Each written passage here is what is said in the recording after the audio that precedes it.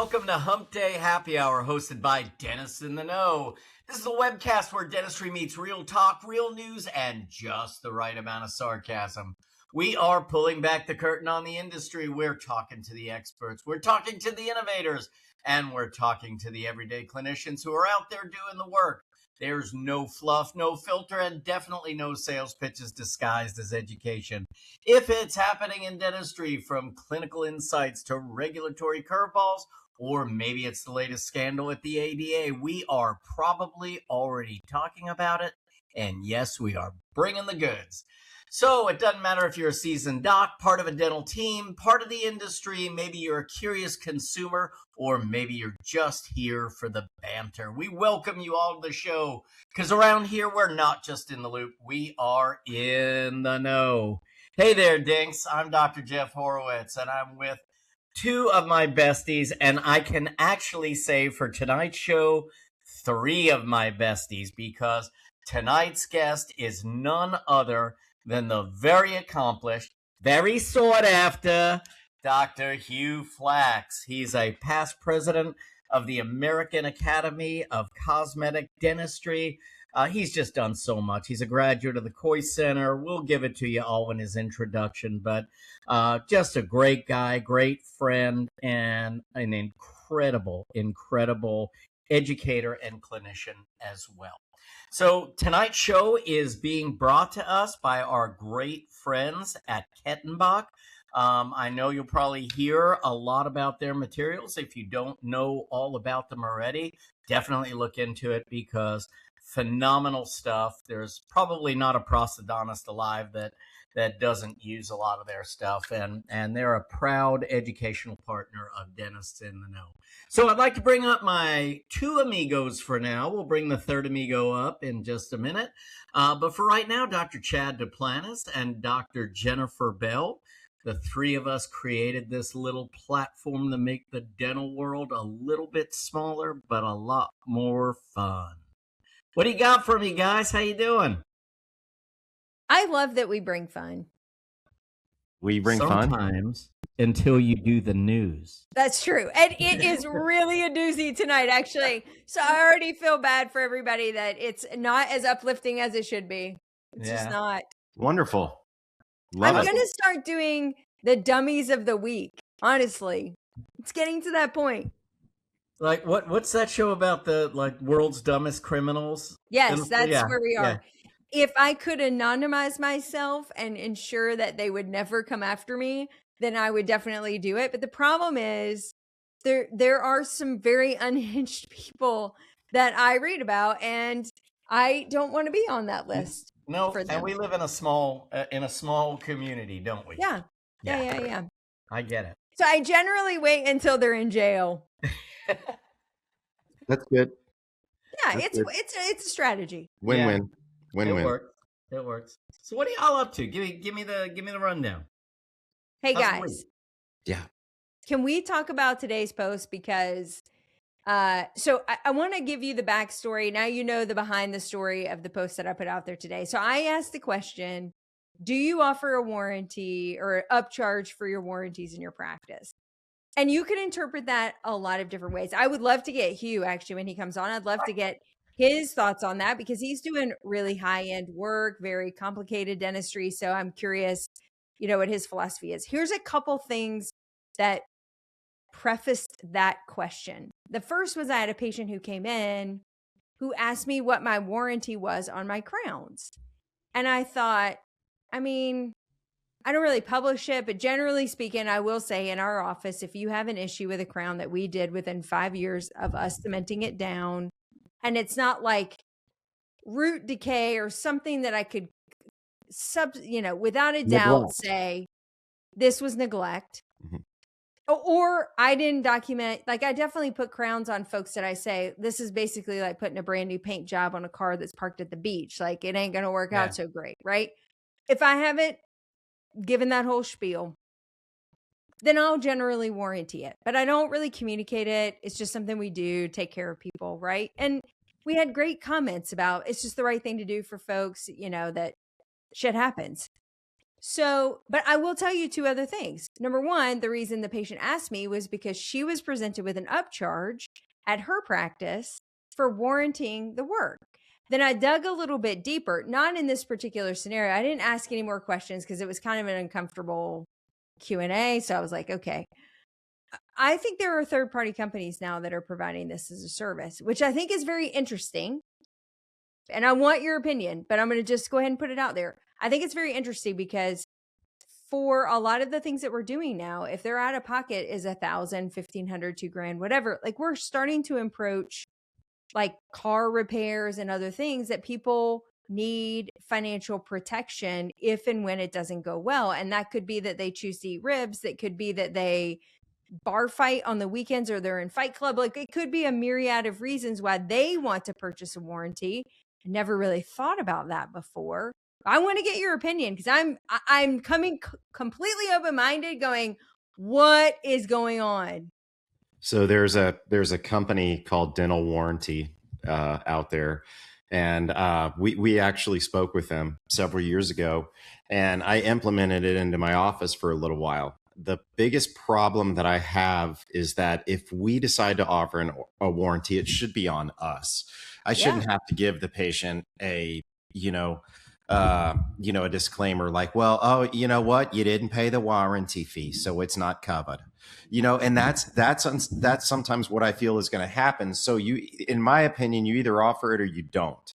Okay. And if you're going to offer it, it's very hard to, your patient had the extra charge. It's very hard for me to say, oh, well, in order to get that warranted, it's an extra, 95. It was about, I don't quote me on this. It was less than $100, but per case, and obviously was dependent upon fee. Now, where it would really come in handy is on some of these larger all on X cases or something like that, which are covered under it as well. So it's a very interesting concept, but I almost think that if you're fee for service, you just include it in things over, let's say, $2,000, and you just eat the cost or incorporate that cost into your bill. Hefe? This is a hot button for me. So Chad made a great point. I think the third parties, there's almost always going to be something in the fine print that screws up the relationship with you and your patient.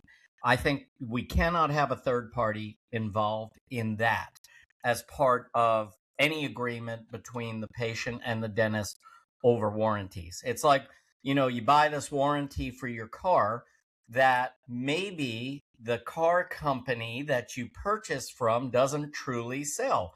When I purchased a Mercedes, and they show you when you're sitting there in the showroom, they showed you all the damaged rims and everything and all this. So hey, for an extra $10 on your payment, you can insure these rims so that when you go get ready to sell again, you just come to us and we fix the rims up and you have brand new rims on there.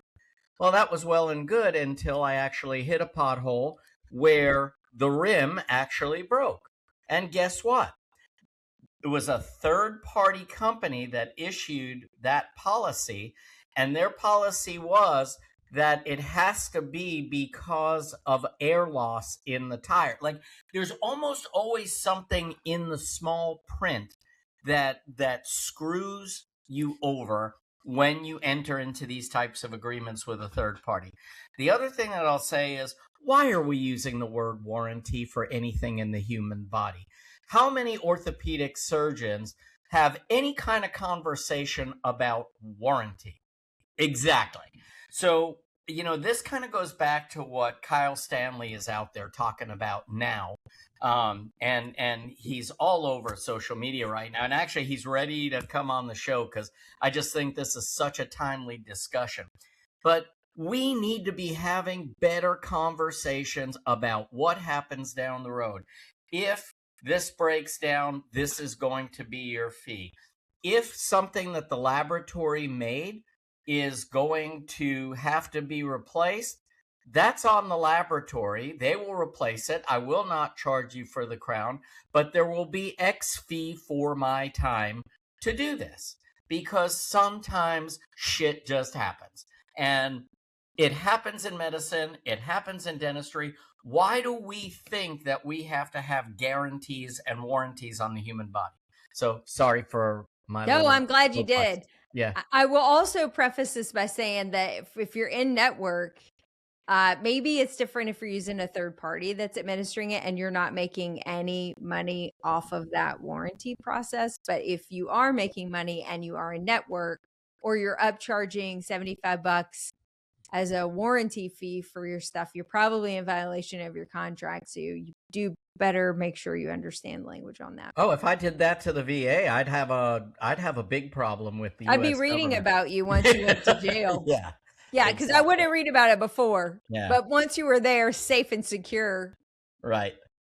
Yeah. Great topic. And I'm curious. I think we have to have that conversation with Hugh as well. I'm sure he'll have some one good other insight. thing that, as you were sitting there talking, both of you, about it, like, I think a lot of that also comes with confidence. As you become more experienced as clinicians, you become far less tolerant of, like, you're confident enough in your skill set that you won't own the things you used to own. I owned too much in the beginning because I didn't have the confidence to think I was doing it well, or, you know, if they pushed me hard enough, I felt the same inferiority problem that they felt about me. So we just both beat up on me, you know. So for the younger doctors that are out there listening to that, number one, we've all felt Why that. do that when you can beat up on Chad? I know. I've He's a totally much easier redistributed target, my anger. JV. Yeah, my anger's been totally redistributed now. Yeah, it's at Chad 100%. Okay. No, yeah.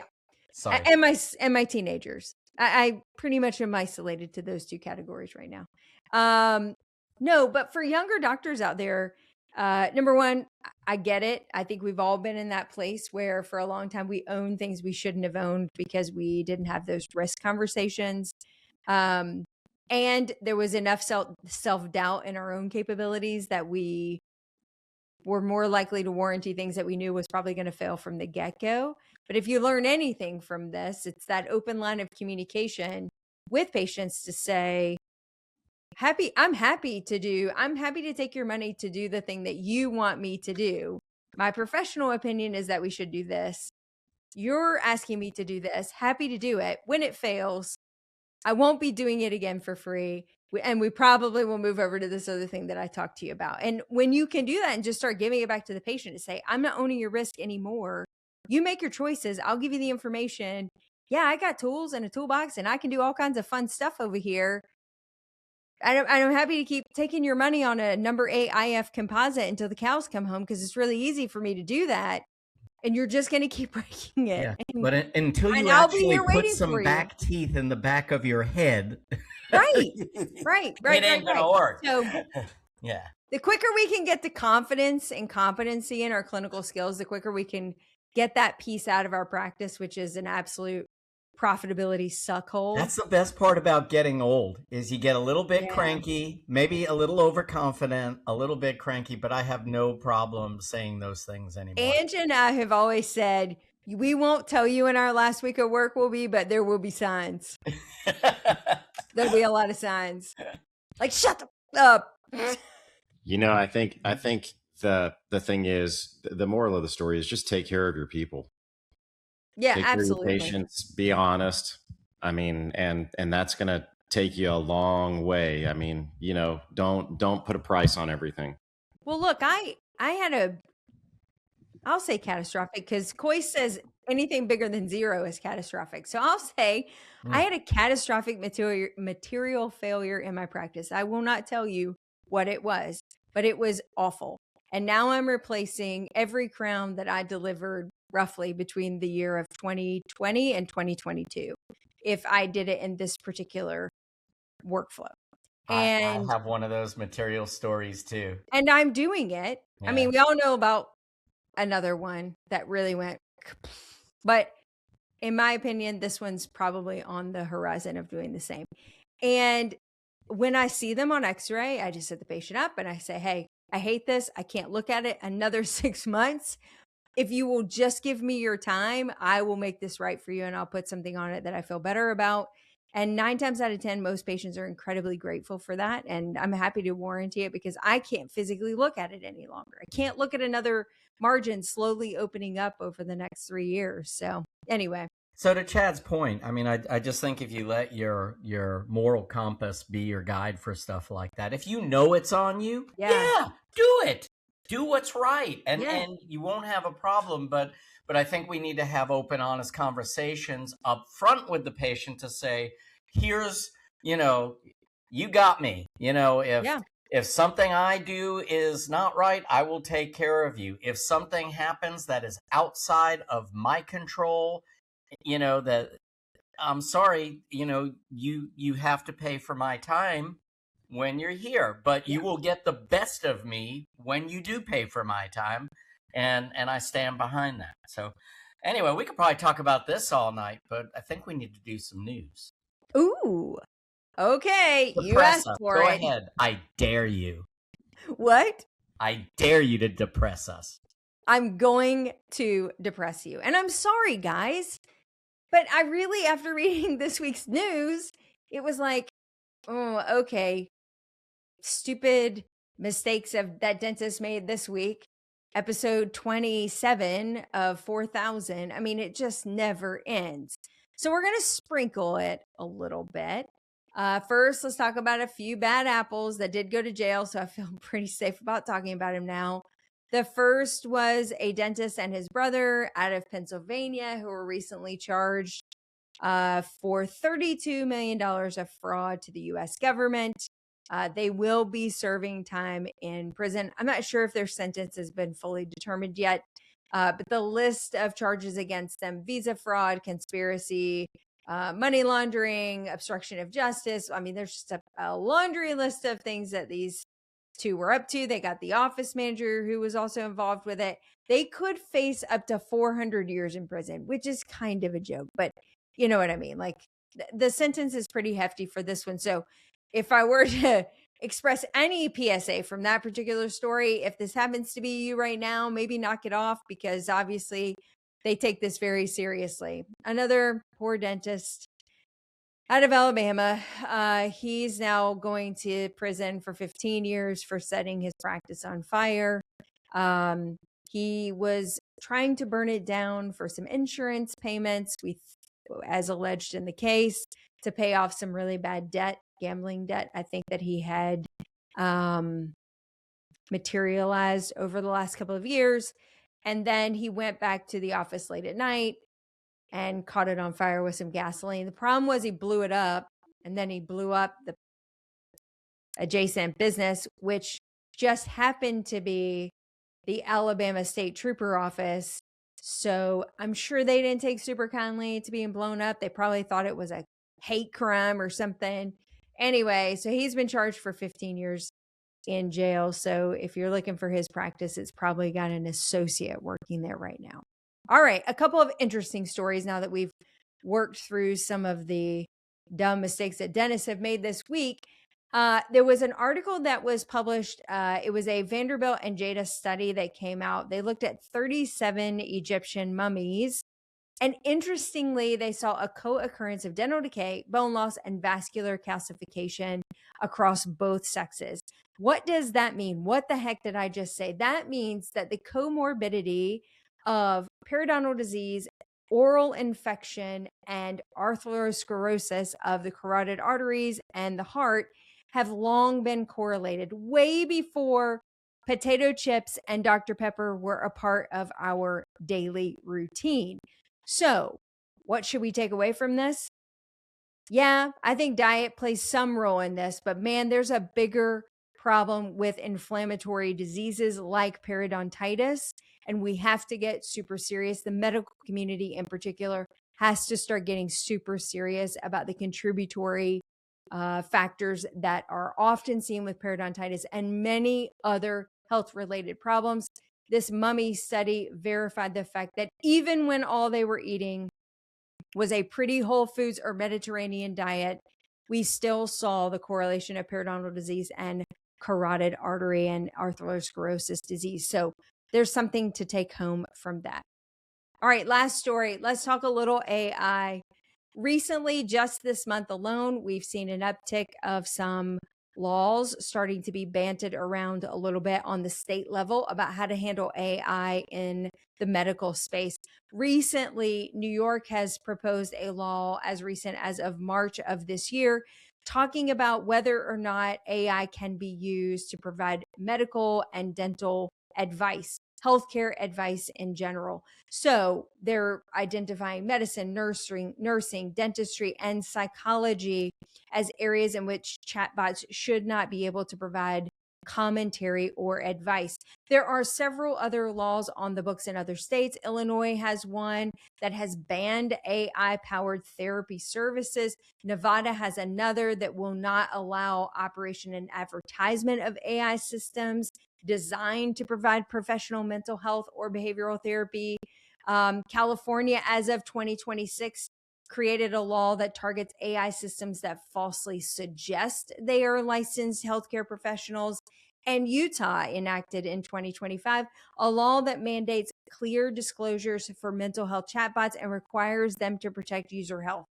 A lot of activity in this area. Look, I love AI on the diagnostics and support side. We are using that routinely in our practices with many of our AI partners. But when those chatbots are starting to give medical advice to our patients, there is a higher level of concern. So it's good we're discussing it. It's good we're debating it. I'm sure we'll find a happy medium somewhere in between. But with that, that's the news. JB, that's some Blade Runner stuff you're talking about. I know. I don't like that. The AI is now pretending to be a doctor, Right. pretending to be Right. licensed. Right. No, it is. And how would the consumer know? How do you know you're talking to AI versus versus an actual medical professional? I mean, I'm sure I know it when I talk to them on the phone. I can usually pick up on whether it's an AI chatbot or not, although they're getting really good. But I don't know if I could tell although I will say this, and then we're going to introduce our guests. One way to really trick up an AI chatbot I have found is to talk to it the same way that you Google search things. So when I Google search something, for instance, I'll say, hey, Google, what was that thing that I ate at that restaurant that one time that was in Chicago? It was down. It was kind of to the right of the hotel that I was staying at that time. That's how I Google search. So when you put that into a chatbot, they don't know what to do with that information. And they'll say, sounds like you need a representative. Yeah, And that's good. That's good. Up I go. Yeah, I just do what I do when telemarketers call and just be like, the dog's blood is running down the sign and I can't understand it. My driving has gotten bad because of it. You just say really senseless stuff. Exactly. Yeah. Okay, let's bring our guest on. So, ladies and gentlemen, this guy is not only one of just the most incredible clinicians, but I'm really proud, and Chad has known him for a long time. JB has gotten to know him over the last couple of years. This guy is probably one of the best clinicians in the country. He is a very, very accomplished cosmetic dentist, but it doesn't stop there. He is a comprehensive dentist. He's a graduate of the Pankey Institute. He's a graduate of the Coyce Center. He's a past president of the American Academy of Cosmetic Dentistry. He's an educator. He's an author, and he runs a kick-ass clinic in the Atlanta area. And every now and then he'll post one of his cases, and I always stop and take a minute just to admire his work, because this is someone who truly loves what he does. He believes in what he does, and I know his patients always get the best. So I know that was kind of serious between you and me, Hugh. Usually it's a little bit lighter. Yeah, there you go. Roy Orbison. I love it. He's also a big music fan, folks. So we've had many great conversations, and Hugh is responsible for introducing me to the great jazz clubs of blues bars, excuse me, in Chicago. So Rose's um, Lounge. yeah, Rosa's Lounge, and my son actually lived right by Rosa's Lounge for a couple of years. So you not only introduced me to Rosa's, but you vicariously introduced my son to it as well. So anyway, we're really proud to have you. Kettenbach is a proud sponsor of this show, and I know you have worked with them for a long time and have taught about their great products and everything. So we really appreciate them being a partner for all of us. But anyway, welcome to the show. Yes, I can't, I'm wearing these glasses for two reasons. One, because I want to look like you guys. When I grow up, I want to be like you too. As well, Jen, I don't know, Jen, if it had, I can't see her picture. I can't even see mine.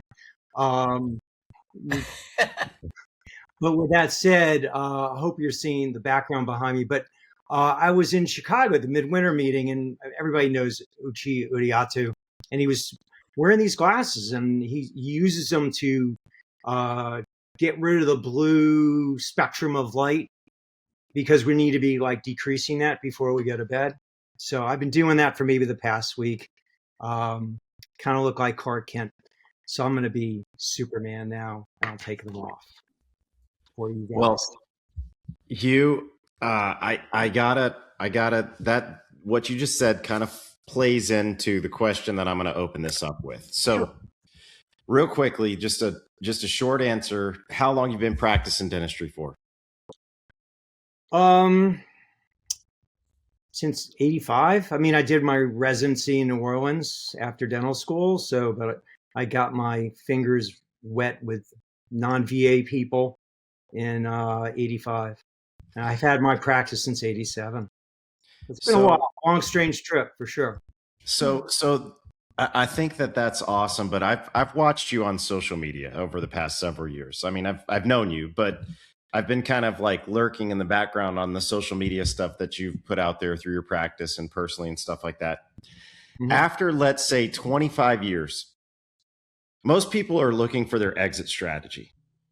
Mm-hmm. I think you've been ramping up over the last 15. I mean, since I've known you, I've been watching all this stuff you're doing. So the question was baited as to how long you've been doing this, because I want to know kind of how it started and what has kept you so youthful in dentistry, because that's what I would say about you, having followed you for the past several years.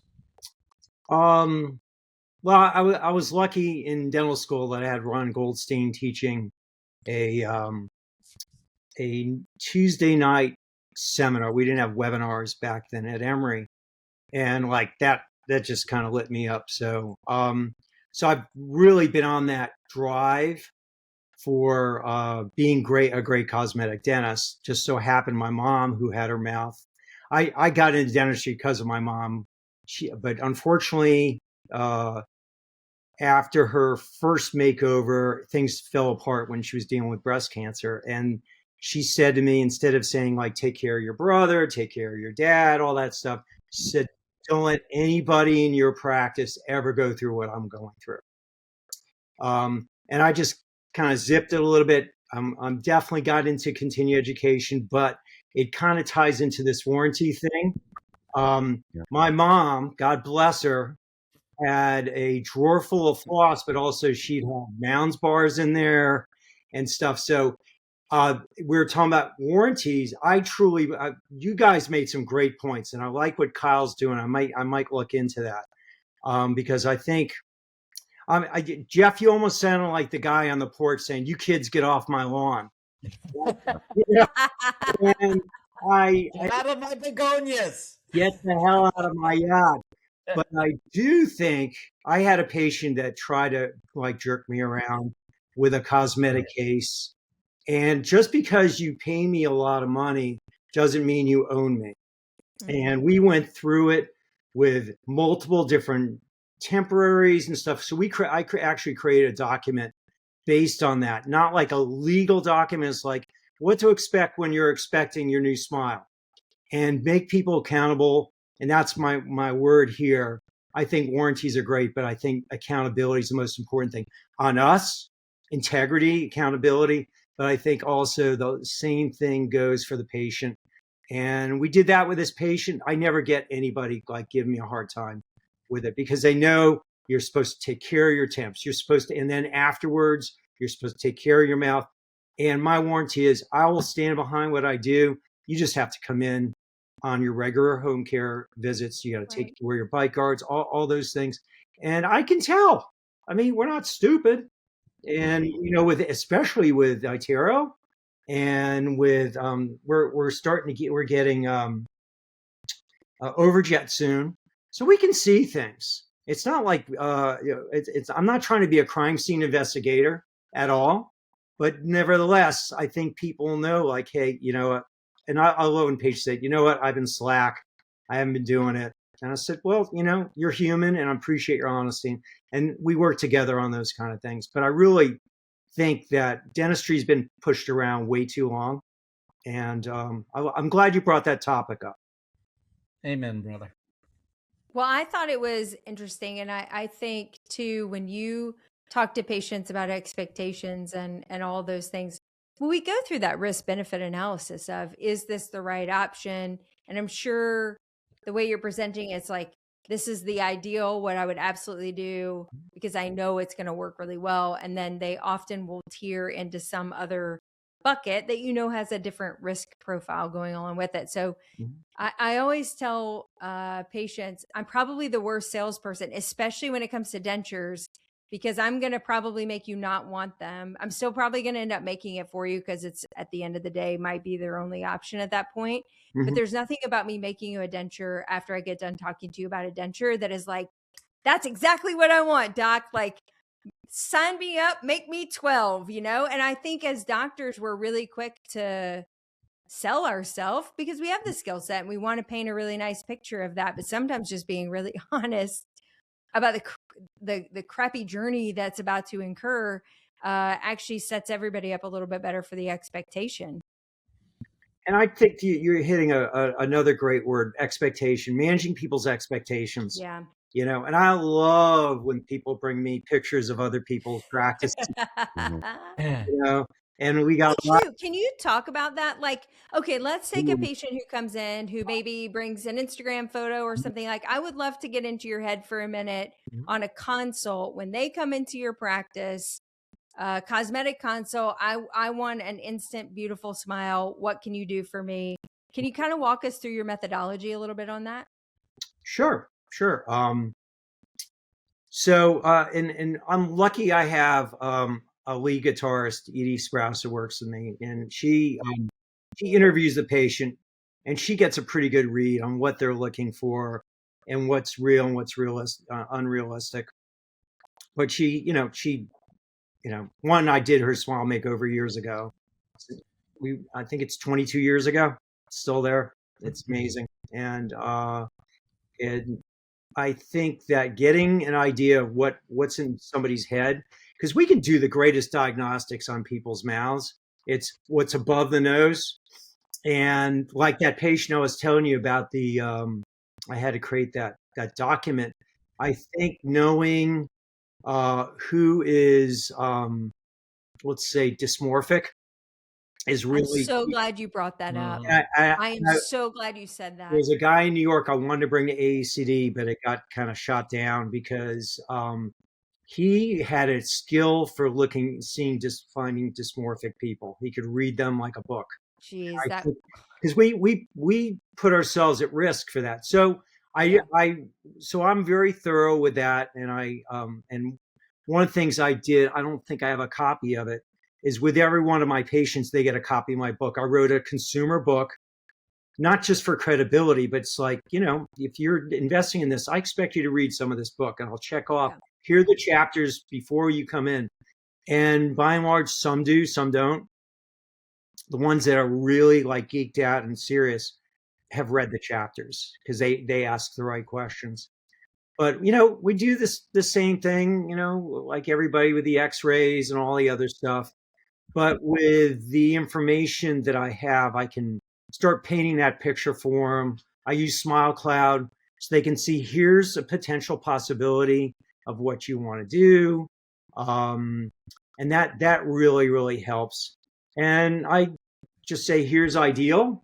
And, it's like the bell curve, like we all know that if you've been at the Pankey Institute or Coy Center, the letting people know here's ideal and here's the extremes and here's what we can do. And I think giving people the opportunity to have that out, we don't have to do anything, or we can just put you on a cruise control for a little bit. Let's just control decay and stuff till they're absolutely ready.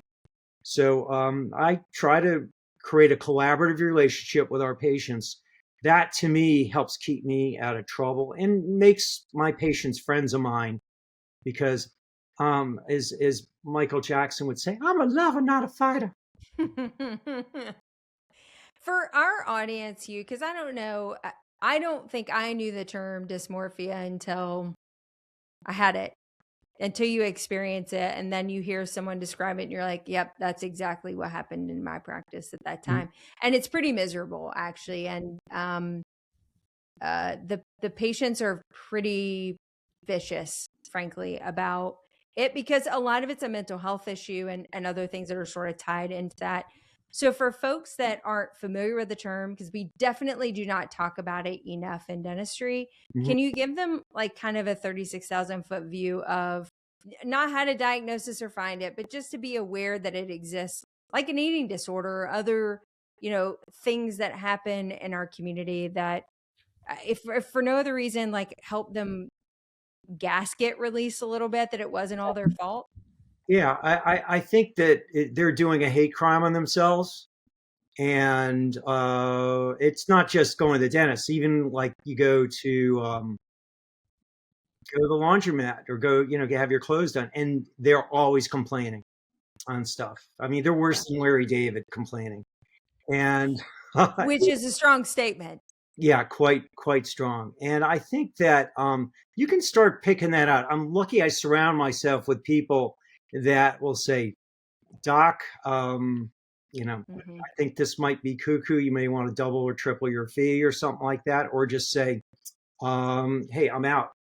And I think that you have to have that can't help you. level of wisdom. And how often would you say that happens? I mean, how often do you, and what does that look like for you when, your assistant comes back there, Dr. Flax, do not touch this person? Because my assistant has come back and said that. So what happens next for you? I mean, because that's a difficult conversation. Yes. And I think you hit on a point where maybe I'll dive in just to see if I can get a better feel for it. Because, sometimes I'm a little bit blind. But that's why I have people that help me with my blind spots, right? And I think that's good to delegate that to other people. And I'll finally figure it out.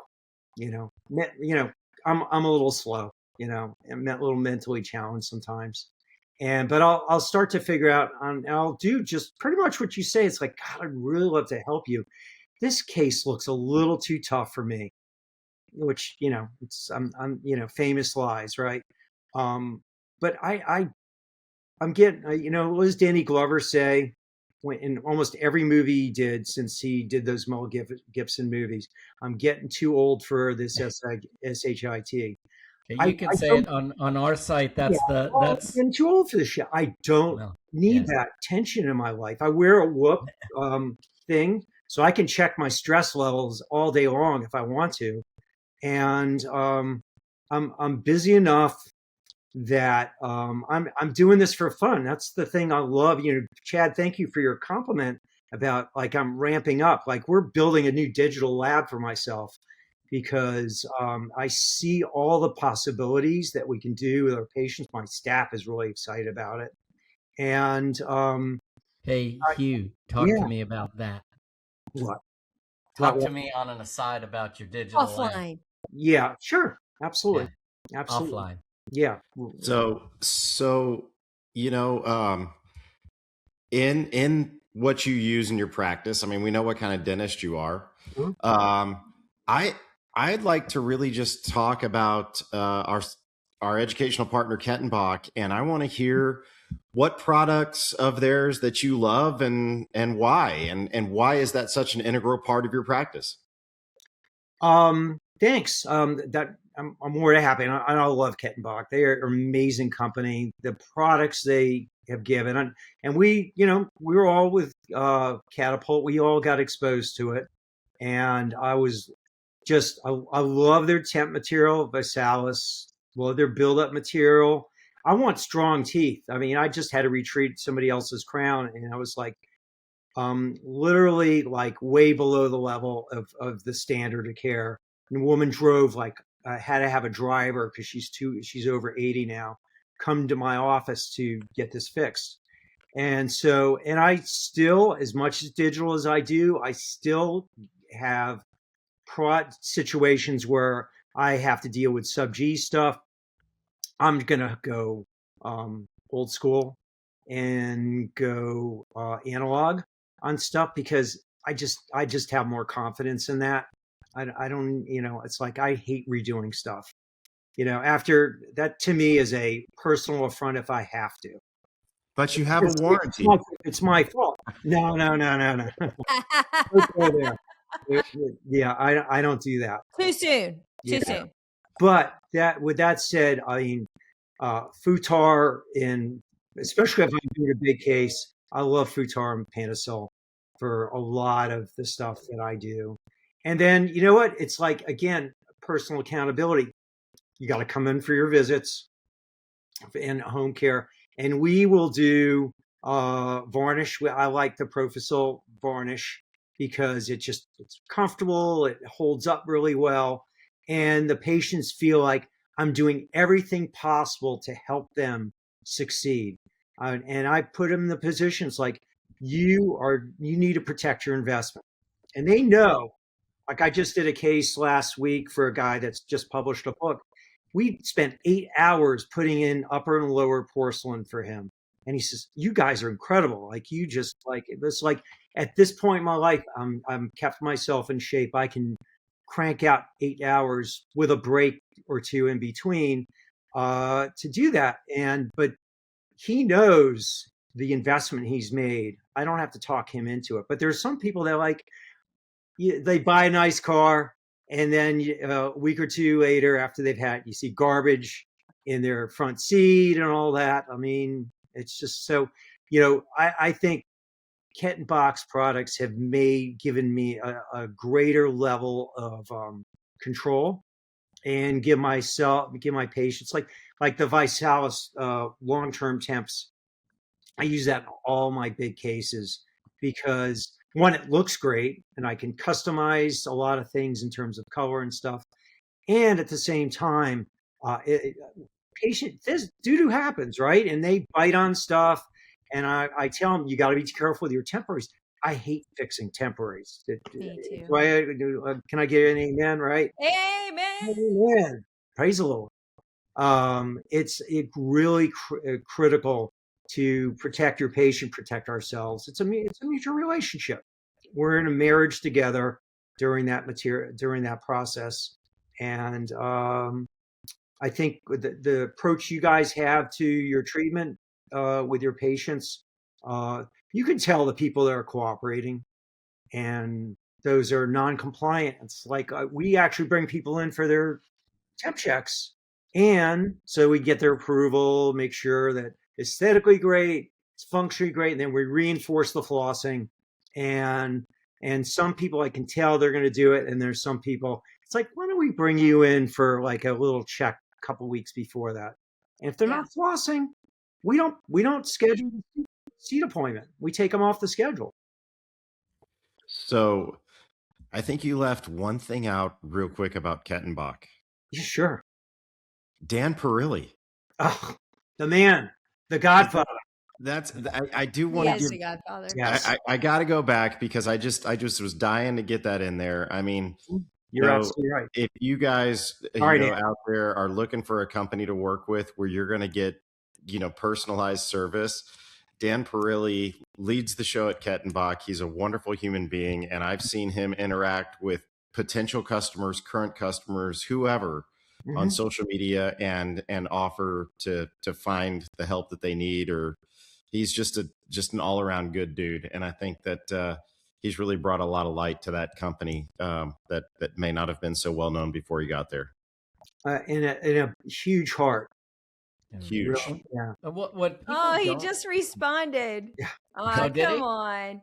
Okay, but I actually want to dig into this just a little bit more, because in the age of losing a lot of small companies or companies where you have direct access, you have long-term people who have worked there that want to support you. Like, you can't lift that up enough to actually now say, here's a company you can partner with, and these folks have been around for a while. They're there to support you. And as consolidation and the ability to get directly to your reps and get direct material support. But don't y'all feel that way? I feel like I'm losing all of my small mom and pop companies that I've worked with for a long time. And there's no middleman.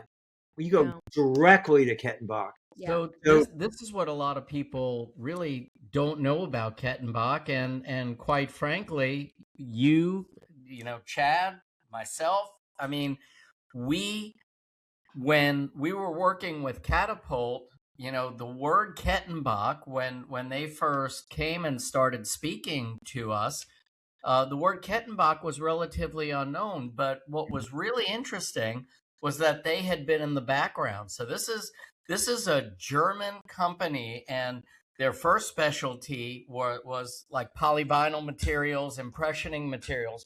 And what a lot of people don't know is that they were private labeling these amazing materials. They have this beautiful facility in Germany, and they were private labeling for so many of the companies that the doctors were already using. And so many of these companies were private labeling these Kettenbach materials, and Kettenbach finally says, hey, we make great stuff.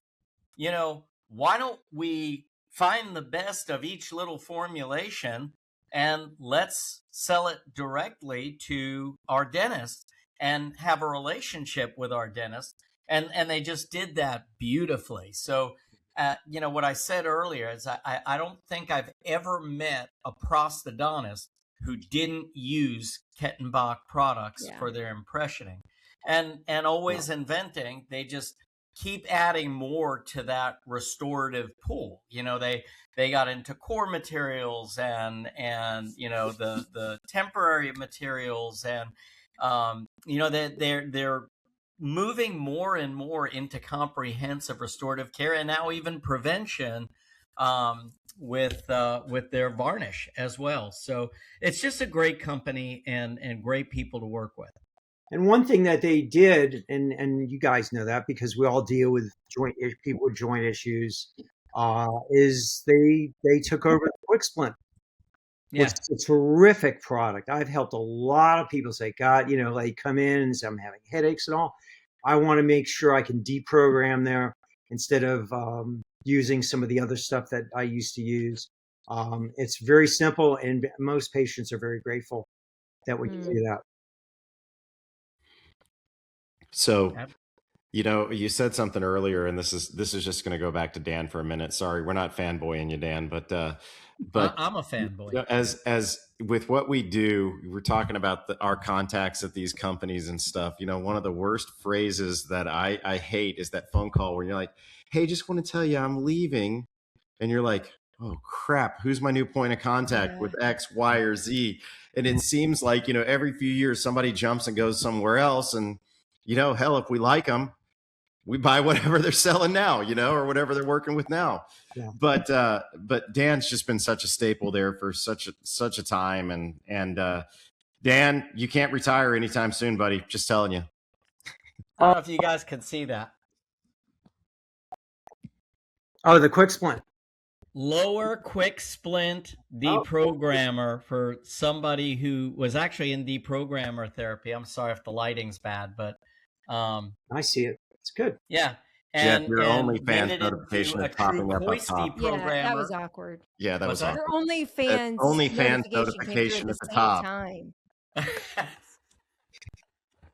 And by the way, Jeff, now you bring it up, because Dan is always open to great input. And I heard a story that you're asking Kettenbach to go back, create a version of rubber base because you want to start using that. Yeah, That but sounds right. I asked them if they could make it more aromatic. Yeah. Give me more sulfur, please. Sulfur, please. More sulfur. And more whipping. I want to see those girls' arms burn Yeah, when they mix it. I want them to gag before I get the tray to their mouth. Correct. Yeah. Please, for the love of God, no. Let me have the sewage flavor. Did you please. ever take a rubber base impression? I did. You did? I didn't know if they were still doing I that. was probably the last bastion of Oh rubber my basers God. out there. I And Is it's that, only is that the because you have brown stuff certain- that you mixed on a Oh, slab? yeah. What It's was only the because of one that certain had- faculty. I know that one smelled like, you know what, but I did. what was Like, the it's one like that a had firm. like almost a nasty cinnamon gloss. brown sugar smell that we mixed on the thing? What? It didn't taste like it, but it smelled like it when you started mixing it. Oh, that was zinc oxide eugenol. That was No. ZOE. It was an impression material. I don't know. An The impression smell would material? come back to me. It's been, gosh, almost 30 years since I've mixed We've that stuff. come a long way, baby. A long way, Yeah. baby. Yeah. A God long bless way. people like Kettenbach and all these digital things that we're doing. Although my legs aren't nearly as in shape since I had to stop pedaling. Yeah. That's true. Yeah. I had a quick side story, and then we're going to get back. But I had a patient, I was using an isolate on her, and she was older, probably 70s, early 80s. And I do find I have to coax them a little bit more to get them to adopt to isolates and other things. And they're like, I mean, we didn't use these for however many years. And I was like, yep, but we're also still not pedaling the handpiece and doing a lot of other things too. Like, it has evolved since your first filling. And so we're just going to lean into this now. Who's had an older patient spit on their floor? Well, Is that I because did they that. found out you were a Texas fan or no? No, because they went for the cuspidor and just assumed that it was there and it wasn't there. Yeah. Oh, yeah. that's actually pretty funny. But, it's good to get patients' perspective. It's like a lot of people are doing Invisalign. And some people say, you're going to do what to my teeth? I said, well, we could do the old school ortho where we could pull 4 of your teeth to create space for your crowding. Or we could just create little micro spaces between your teeth and straighten them out that way. And they go, oh, okay. That sounds like a great idea, doctor. Yeah. It's a matter If of we don't evolve, relating. we're not medicine anymore. Like, if we're still doing it the way we've done it for 60 years, that's not a good sign for dentistry. And I know we're not, but I'm just saying, like, that shouldn't be the expectation of patients or dentists, frankly. Chad, you brought up something before. It's like, and I really appreciate the compliment that you noticed that I'm constantly evolving. And we're cavemen originally, right? And we were doing caveman level technology. And I remember when I was a young kid, I played baseball a lot, and my dad would always, I need to replace a glove every couple of years. My dad said, God, you're always getting the best equipment. Asking for it. And I think that's really been my mindset with dentistry. It's like I owe it to my patients to continue to do that. You always hear about the old dentists that like had the cuspidor, had the belt-driven handpiece. I remember going for an associateship at a place like that. I pretty much walked out and did a U-turn on that one. But I think that when patients come in or other doctors want to see the practice, because eventually, I'm never going to retire, right? I keep getting told that all the time.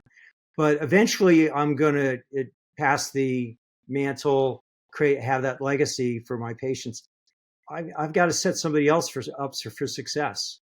Yeah. And having old crap equipment, just not the way I'm going to roll at all. Yeah. Love it. I couldn't agree more. Plus, it's a disservice to your patient.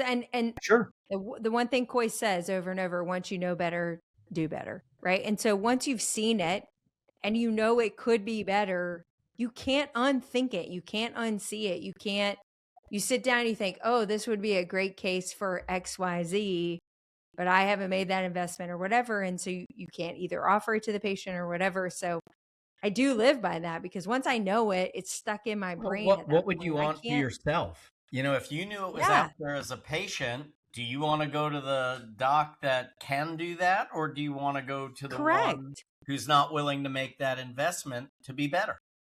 Yep.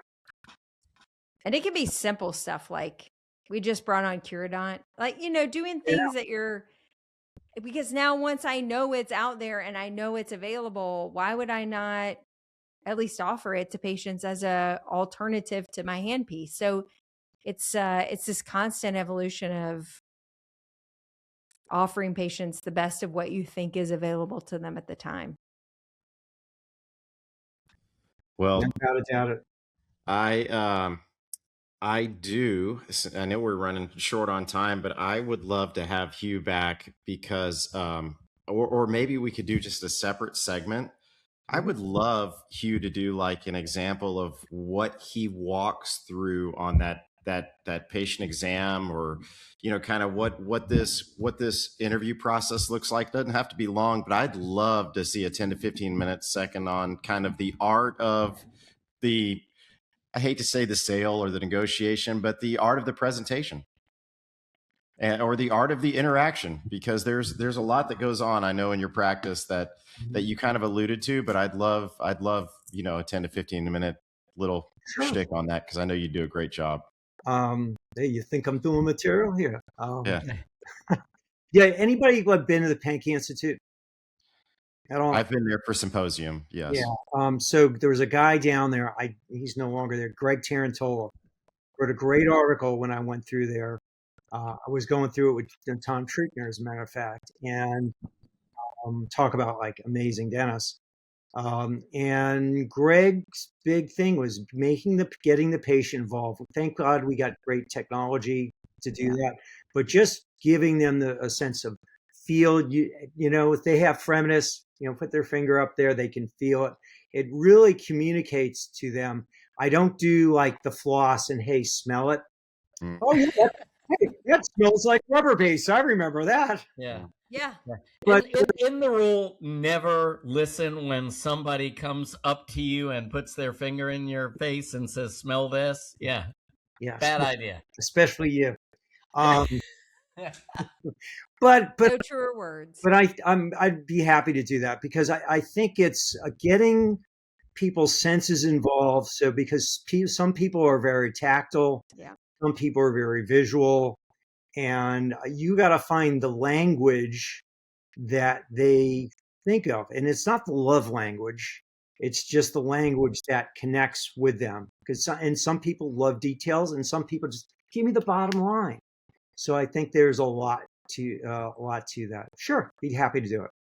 And that's another part of the onion that needs to be peeled too, is discovering the patient's personality type. So I'd love to hear some insight, your thoughts on that and how that plays into, the consultation process. But great stuff, Hugh, man. Well, and if we can be honest, they're not teaching those types of soft skills. No, hell no. Oh no, for God. dentists. But I think the other key diagnostic test, is making sure they laugh at my dad jokes. Because if they don't, you have to go somewhere else. Yeah. Okay. Can I try a dad joke out on you guys? Yeah. Love it. Okay. I think we all grew up in the age of Johnny Cash, Steve Jobs, and Bob Hope. But now we have no Cash, no Jobs, and no Hope. Prayers lifted up that Kevin Bacon is okay. Yeah, there you go. Yeah. Wasn't expecting that last part, but I do wasn't either. What a punchline. Guys, if Bacon dies, I don't know what I will do. I just am going to tell you right now, you cannot put anymore. Johnny Cash, Steve Jobs, and Bob Hope in the same sentence, because they're very, very different. It Now, was Johnny actually Cash, a play on Bacon and how they much are I all love kings Bacon. in their own realm. But yeah. All All right. right, That's guys. the beauty of Chad, why dad don't you jokes. They're close very this out? It's an Animal House. Yeah. What's that, Jeff? I have another. What's that, Jeff? You want me to close? That was one of his best roles, by the way. Absolutely. Sure. Yeah. All right. So we're out of time, but man, Hugh, it's always great to see you. Always great to hang out. And Absolutely. Just always great to be around other dentists who love what they do and love to teach it and love to talk about it and nerd out with the rest of us. So Yeah. always a pleasure, brother. Yeah, I can talk about a lot of stuff. So good to see you all. Same. And glad we did this. Let's do it again. 100%. All right. All right. I'll close this out. Have a great night. Peace out. All right. So before you leave, I'm going to say one thing, Hugh. Yeah. You might be gone. Okay. No, I'm here. You didn't give me the full answer to my question, but I know the answer. I'm going to close out where if I were to ask Hugh what's kept him so young, he would say to love your family, get a dog, go for walks, listen to good music, and absolutely love what you do. So, Keys to life. yeah. Great close. It's great having you, Hugh. And the last thing that I'll close with is that we need to, as dentists, manage expectations. Yeah, Good night, everybody.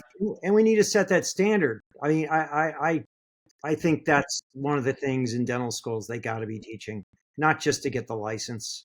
That's right. Play at a high level. And I had a guy, GV Prowse, like the George Patton of dental instructors, and he said a lot of things to me. He said, "Boy, you're going to be growing goobas when you get out of school." And the other thing is, but he said, "Sign your work. You know, everything you do, sign it with excellence." And almost like John Coyce talking to us. Yeah. I think that's like a key thing. It's not, like you said, soft skills. It's also just that moral code for people. Love it. All right. All right, everyone. Great seeing you. Good stuff. I'll check in with you next Good Wednesday. night. See you soon. Have a Right. good Well, night. take care. Ah. And that wraps up another podcast for Dentists in the Know. On behalf of Dr. Jennifer Bell, Dr. Chad Duplantis, and myself, remember that we've got a great profession, so let's make it a great day, Dinks.